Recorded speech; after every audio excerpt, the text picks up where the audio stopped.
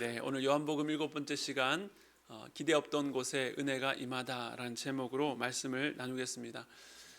저희 집 큰아들이 지난주에 초등학교를 졸업했는데 이 아들이 4살 때 집에 있는 제가 십자가를 보여주면서 별로 기대 없이 하준아 십자가가 뭐야? 라고 물어보았습니다. 당시 하준이가 나이는 4살이었지만 이제 36개월이 되기 전이었기 때문에 아직 말을 못하고 아는 단어 몇 단어를 띄엄띄엄 얘기할 때였는데 2단어로 이렇게 답했습니다.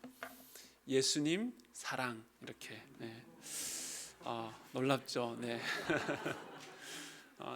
단 2단어였지만 그 십자가에 담긴 너무나도 핵심적이고 본질적인 대답을 하는 터라 그 이야기를 듣고 무척 감동을 받았던 기억이 납니다. 이제 몇 해가 지나서 성탄을 앞둔 어느 날 저희 집 막내 준성이가 역시 4살 때 이번에는 기대를 갖고 질문했습니다. 준성아, 예수님이 누구야? 라고 했더니 준성이 대답이 나 아닌데요? 라고 대답했습니다. 그 대답을 듣고 한참 웃었던 기억이 납니다. 그런데 이 대답이 우리가 몇 주 전에 보았던 세례요한의 대답과 같지 않습니까? 수많은 사람들이 세례요한을 찾아와서 그의 정체와 신분을 물었을 때에 세례요한이 했던 답의 핵심이 나 아닌데요? 라고 하면서 내 뒤에 오실 분을 주목하십시오 라고 했습니다. 이 아이들이 자라면서 했던 말이나 행동들 중에 기억에 남고 또 기억하기 위해서 기록해 두는 말들을 보면 이처럼 주로 예상을 빗나가는 의외의 말들입니다. 아직 어리고 미숙해서 잘 모를 거라고 생각했는데 대화를 나누는 가운데에 아이가 이만큼 컸구나, 또 신앙이 이렇게 자라가고 있구나라는 생각을 하게 됩니다. 우리의 삶을 돌아봐도 그렇습니다. 평범하게 지나가고 당연히 여기는 일들은 우리의 기억에 잘 남지 않고 금세 잊혀지기 십상입니다. 그냥 그 사건들을 뭉뚱거려서 하나님께 감사합니다라고 할 수는 있지만 그것이 무슨 일이었는지 잘 떠올려지지는 않습니다. 저도 이제 나이가 들면서 기억의 감퇴를 실감하고 있는데 그래도 뒤돌아보면 잊혀지지 않는 시간들, 또 굳이 기억하려고 애쓰지 않아도 여전히 남아있는 일들은 언제나 예상을 벗어나 뜻밖의 일어난 일들입니다. 그리고 그렇게 예기치 않았던 일들 속에서 놀라운 하나님의 은혜를 발견하게 됩니다. 내가 계획하고 준비한 대로 흘러갔다면 결코 누리지 못했을 은혜가 그렇게 뜻밖의 상황 속에 다가오는 것 같습니다. 주님과의 만남도 그렇습니다. 나는 전혀 준비가 되지 않았고 어떤 면에서는 전혀 기대하지 않았을 때에 물밀듯 부어주셨던 그 은혜가 있을 것입니다. 오늘도 우리의 생각을 초월해서 역사하시는 하나님의 은혜를 함께 기대하고 또 경험하게 되기를 원합니다. 오늘로 드디어 요한복음 1장이 마무리됩니다. 태초부터 계신 생명의 빛 되신 말씀, 하나님이신 예수 그리스도를 우리가 집중하고 있습니다. 구약의 여러 선지자를 통해서 지속적으로 계시된 이 예수님은 약속을 성취하기 위해서 육신이 되어 직접 이 땅 가운데 오셨습니다. 그야말로 올해 우리 교회의 주제처럼 길을 만드시는 주님입니다.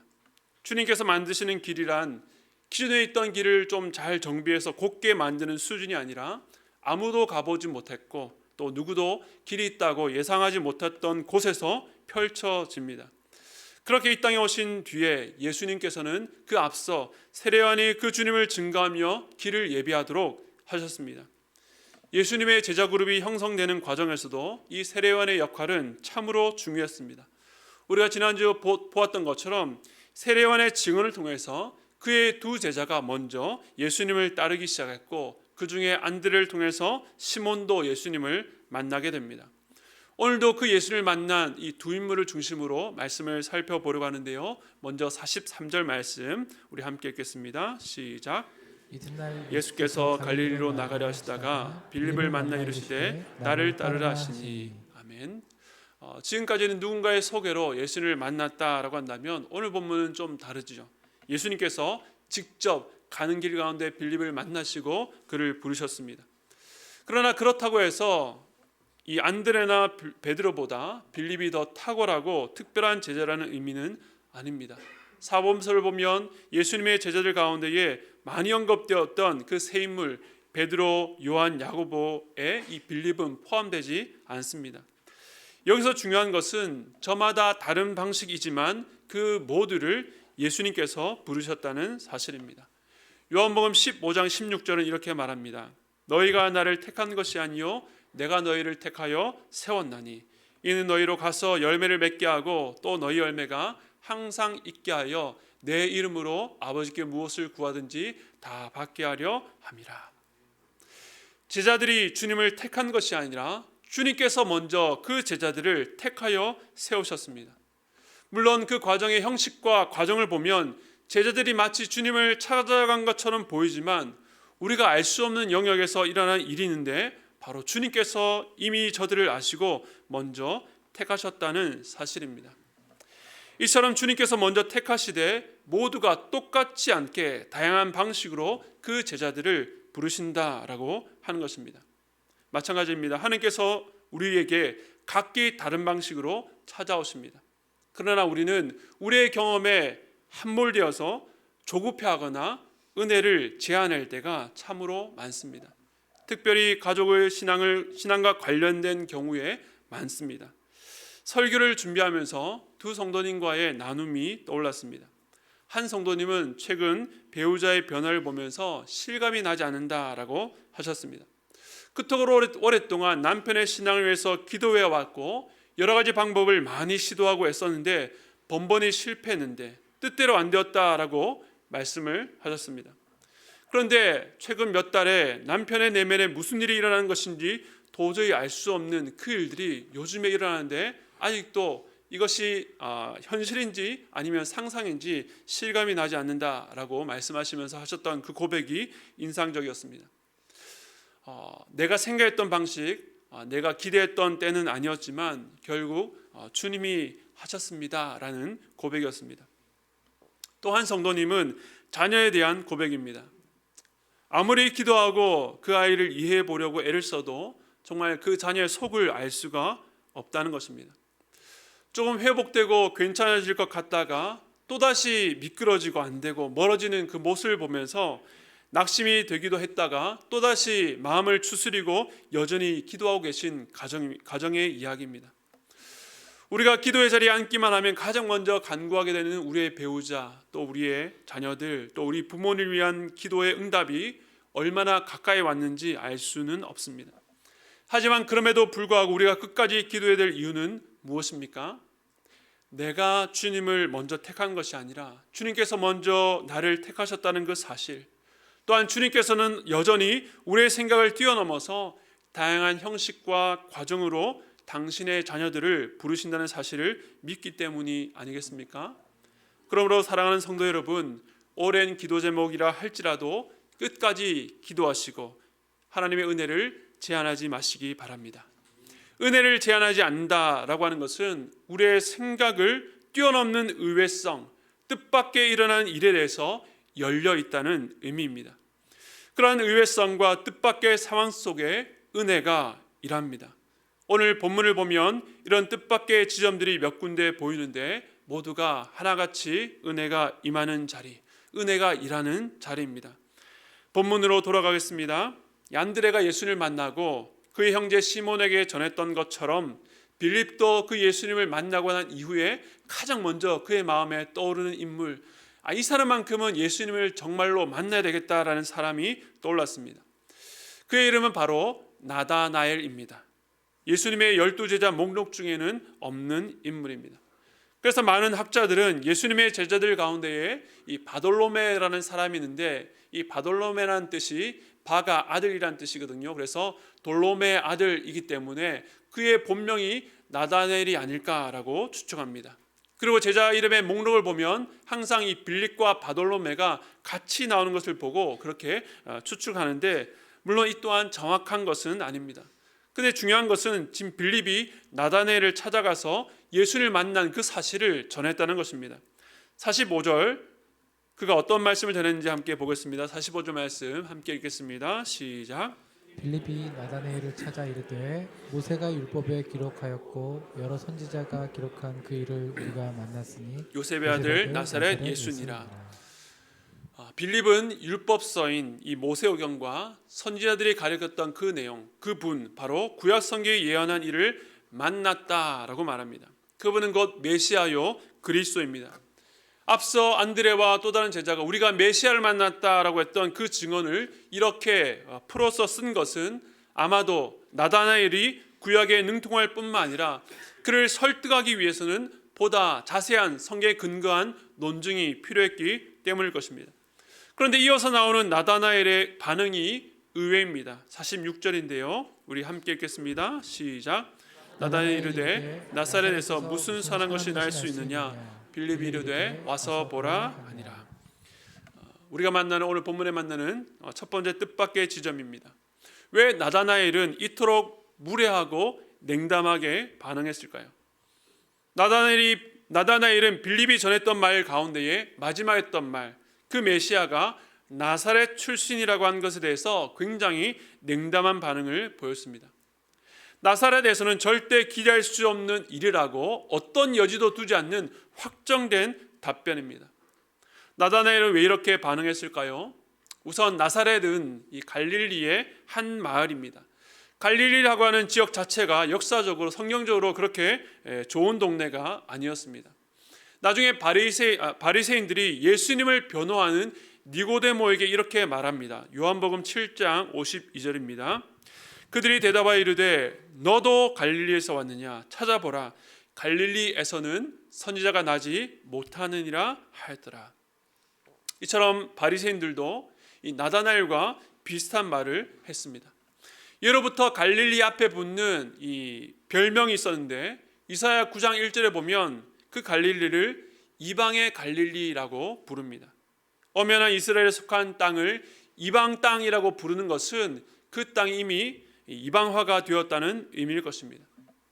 갈릴리는 이방과 접경한 이스라엘 북쪽 끝에 있는 지역으로서 전쟁 시에 가장 먼저 침략을 받고 어려움을 겪었습니다.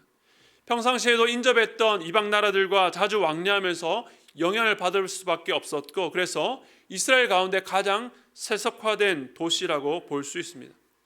그러나 놀랍게도 예수님은 가장 멸시받고 불행한 일들을 많이 겪었던 도시 이 갈릴리 지역에서 복음 사역을 시작하셨던 것입니다.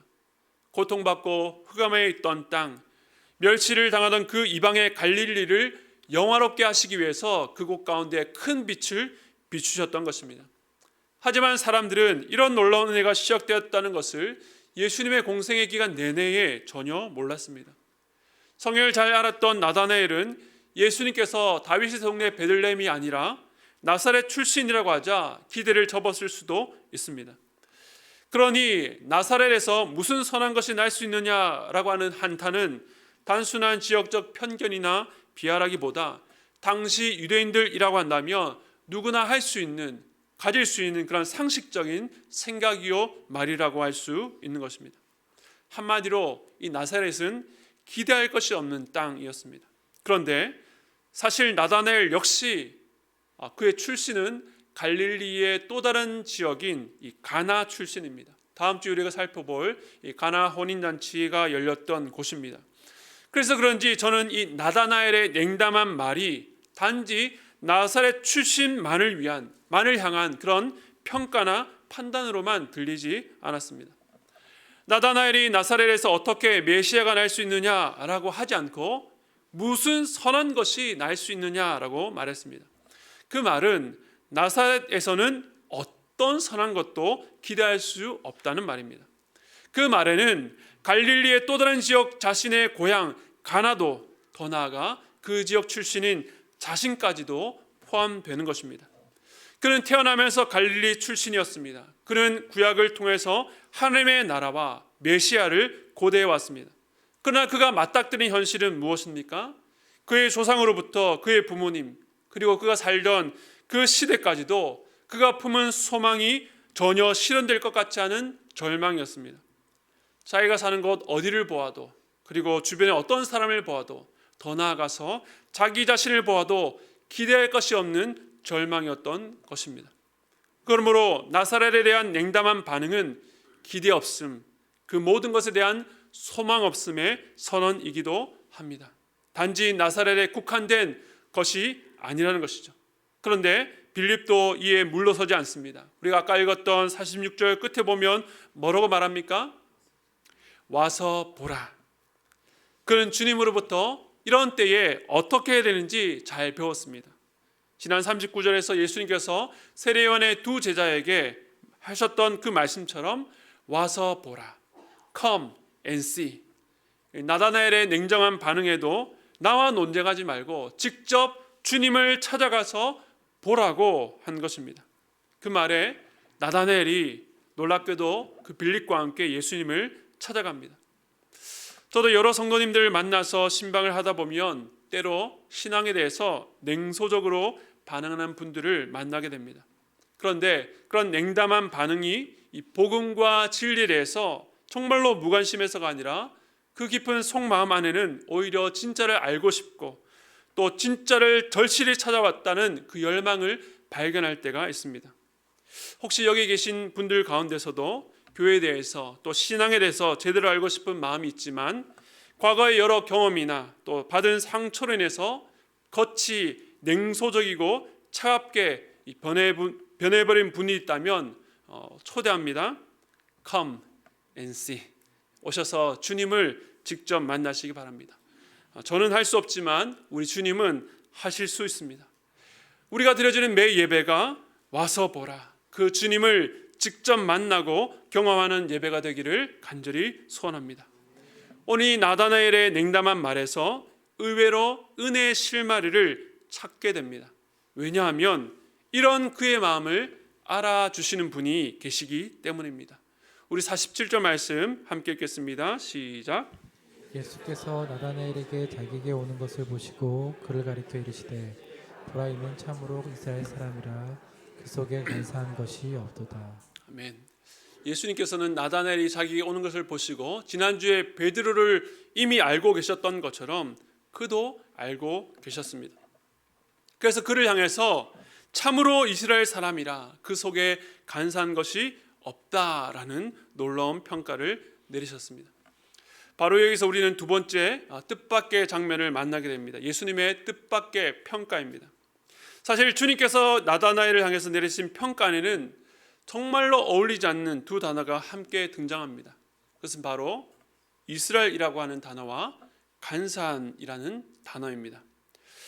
그가 참으로 이스라엘이라고 하셨는데 이스라엘이라고 할 때에 떠오르는 이름이 있죠. 그 이름이 무엇입니까? 야곱입니다. 팥죽 한 그릇으로 형 에서에게서 장자의 명분을 사고 나중에 에서처럼 자기를 꾸며서 아버지를 속이고 장자의 축복을 받았습니다. 이 일이 일어난 뒤에 형 에서가 뒤늦게 아버지를 찾아와서 모든 상황을 알게 되었을 때에 이삭이 에서에게 이렇게 말합니다. 창세기 27장 35절. 이삭이 이르되 내 아우가 와서 속여 내 복을 빼앗았도다. 여기서 속여라고 하는 단어가 히브리어로 미르마인데 헬라어로 번역하면 오늘 본문에 있는 단어 바로 간사, 돌로스입니다. 그 뜻은 간사함, 속임, 교활이라는 뜻을 갖고 있습니다. 그러니까 야곱인 이스라엘과 이 간사함은 때려야 뗄 수 없는 관계입니다. 야곱이 간사이고 간사함의 대명사가 바로 야곱입니다. 야곱의 모든 삶이 그랬습니다. 그러나 주님의 은혜가 무엇입니까? 이스라엘 중 이스라엘, 참 이스라엘인데 그 속에 간사함이 없다라고 하는 선언입니다.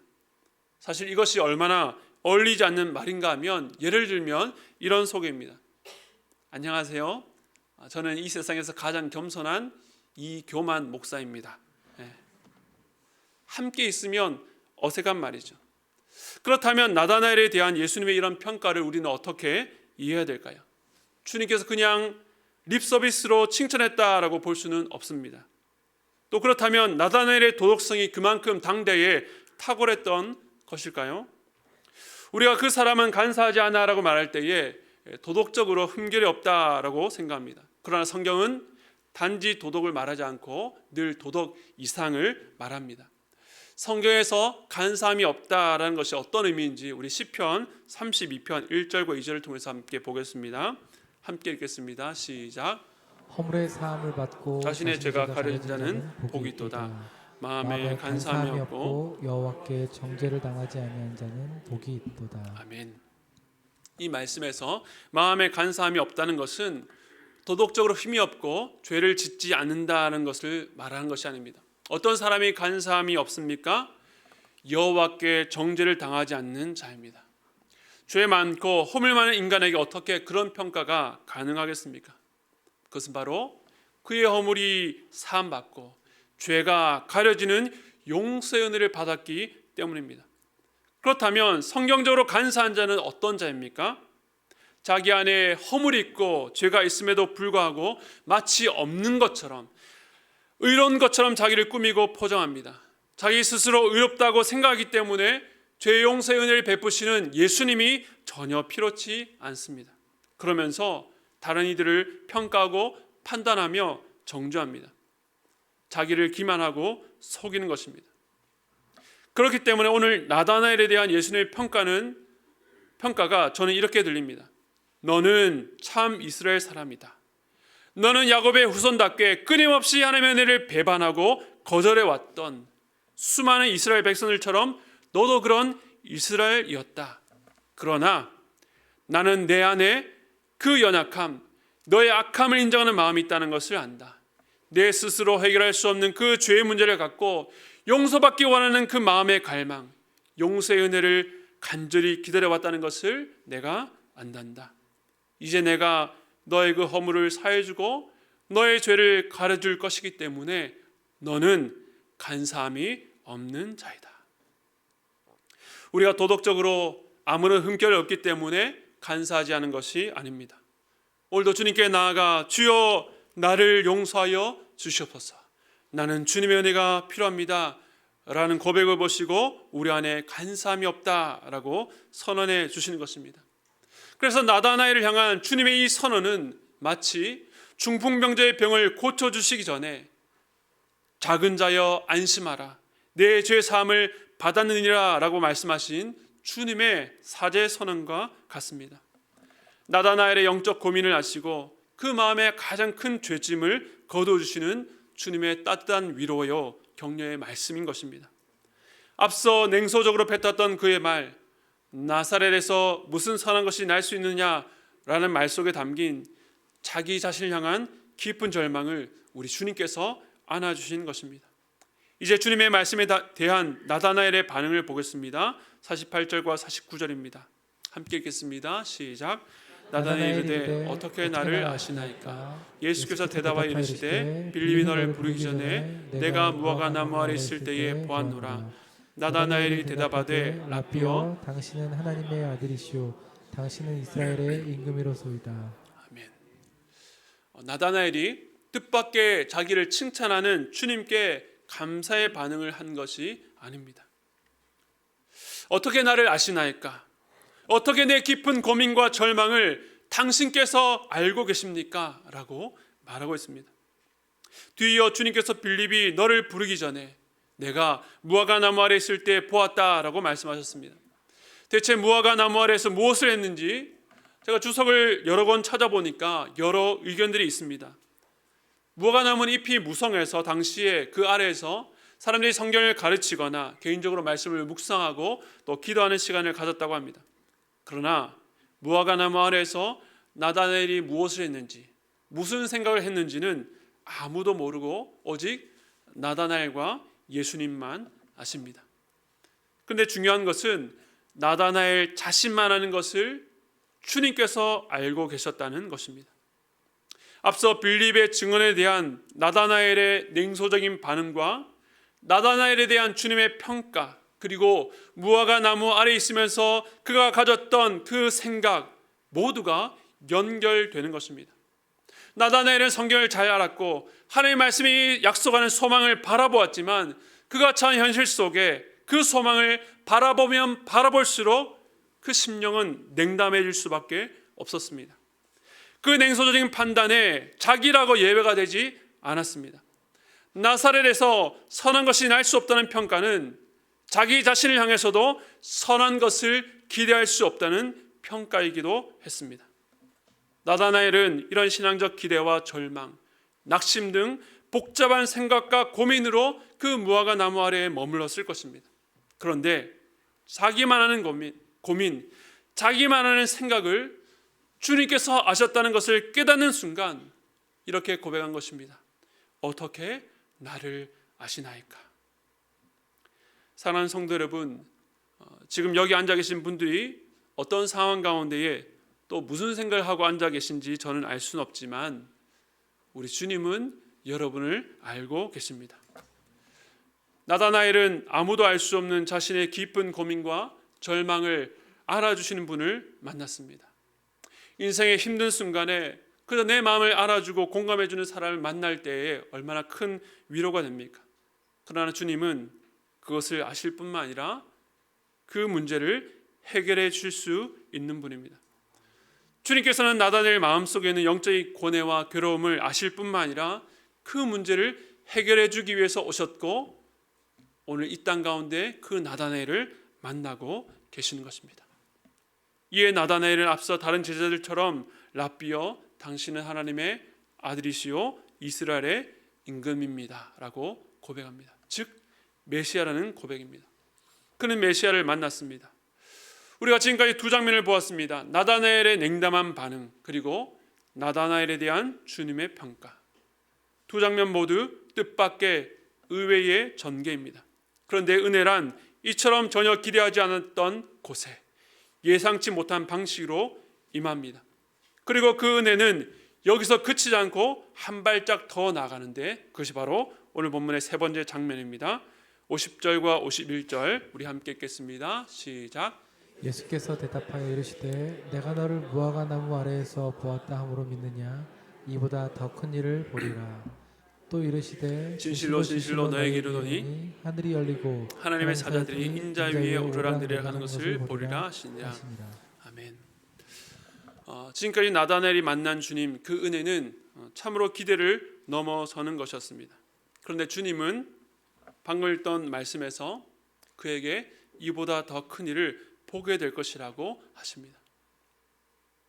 여러분의 인생에 이미 큰 은혜를 경험하신 분들도 있을 것입니다. 그러나 주님은 항상 그보다 더 큰 은혜의 자리로 우리를 인도하신 줄로 믿으시기 바랍니다.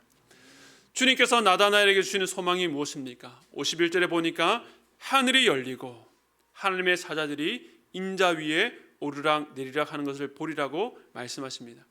그런데 이 말씀 역시 야곱과 관계 있습니다.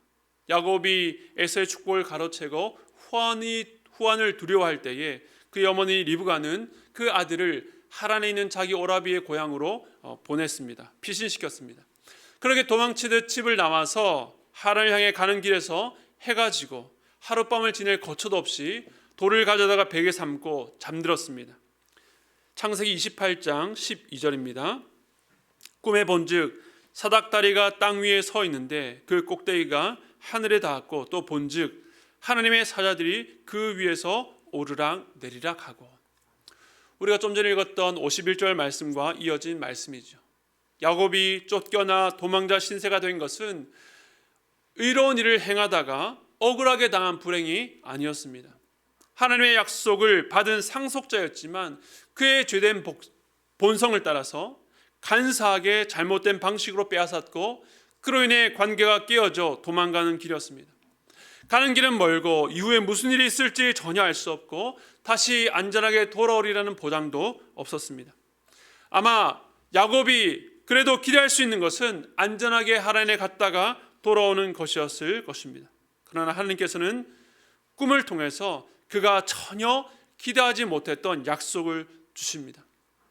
도망가다 누운 곳, 그곳이 바로 땅과 하늘에 있는 사닥다리가 놓이고 그 위를 하나님의 사자가 오르락 내리락 하는 것입니다. 야곱이 누운 곳, 야곱이 상속받은 이 땅이 죄 많은 인간이 하늘의 하나님께 나아가 은혜를 누리게 될 것이라는 것을 알리신 것입니다. 야곱이 잠에서 깨어서 이렇게 고백합니다. 창세기 28장 16절과 17절 말씀인데요. 함께 읽겠습니다. 시작. 야곱이 잠이 깨어 이르되 여호와께서 과연 여기 계시거늘 내가 알지 못하였도다. 이에 두려워하여 이르되 두렵도다. 이것은 다름 아닌 하나님의 집이요 이는 하늘의 문이로다 하고. 아멘. 사닥다리 또 하나님의 집, 하늘의 문이란 하나님과 더불어 동거하며 교통하는 축복이 베풀어진다는 의미입니다. 그래서 이곳 이름을 벳엘, 하나님의 집이라고 이름 짓습니다. 하나님께서 머무시는 곳, 하나님께서 초소 삼으신 곳입니다. 나다나엘에게 말씀하신 이보다 더 큰 일이 바로 야곱에게 주었던 이 약속이 성취되는 것입니다. 어떻게요? 바로 예수님 안에서, 예수 그리스도를 통해서 이 약속이 성취되는 것입니다. 창세기에는 하늘과 땅을 잇는 사닥다리 위를 오르락 내리락 한다라고 했는데, 요한복음 말씀해 보니까 인자 위에 오르락 내리락 한다고 말씀합니다. 여기서 인자란 곧 예수 그리스도 자기 자신을 말합니다.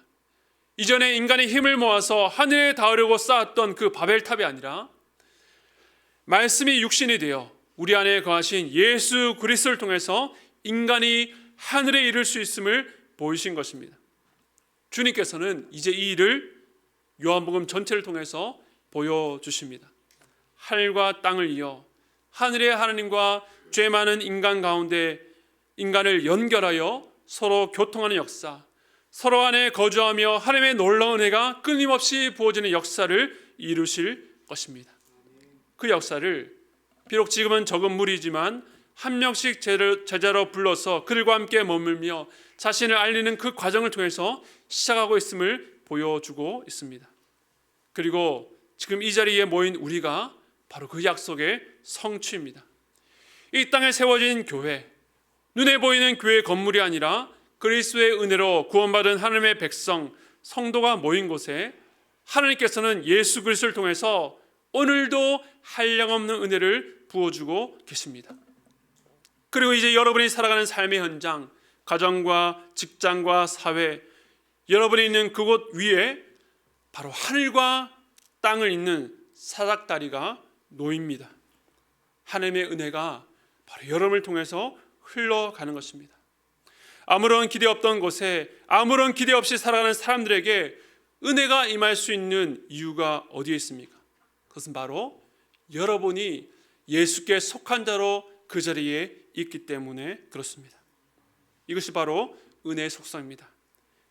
여러분의 삶을 돌아볼 때에 기대할 수 없는 영역이 어디입니까? 현재 여러분이 처한 여러 문제들, 가족들의 문제, 건강의 문제, 그 문제가 어디든 그것은 하나님의 은혜가 임할 수 있습니다. 이미 우리 예수님께서 하늘과 땅을 잇는 사닥다리를 놓으셨기 때문입니다. 여러분이 있는 그곳에 예수 그리스도로 말미암아 은혜의 통로, 하늘과 땅이 이미 이루어졌다는 것을 믿으시기 바랍니다. 그리고 예수 안에서 베풀어 주시는 그 은혜를 기대하는 여러분 되시기를 바랍니다. 여러분이 이전에 경험했던 그것을 반복하는 것이 아니라 내가 상상할 수 없는, 기대 없었던 그곳에 하나님께서 은혜로 채우실 때에 놀라운 은혜의 현장이 될 줄로 믿습니다. 우리의 기대와 예상을 뛰어넘어 역사하시는 주님의 놀라운 은혜가 여러분의 삶의 현장, 기대할 수 없는 곳, 기대가 없는 땅에 이를 줄로 믿습니다.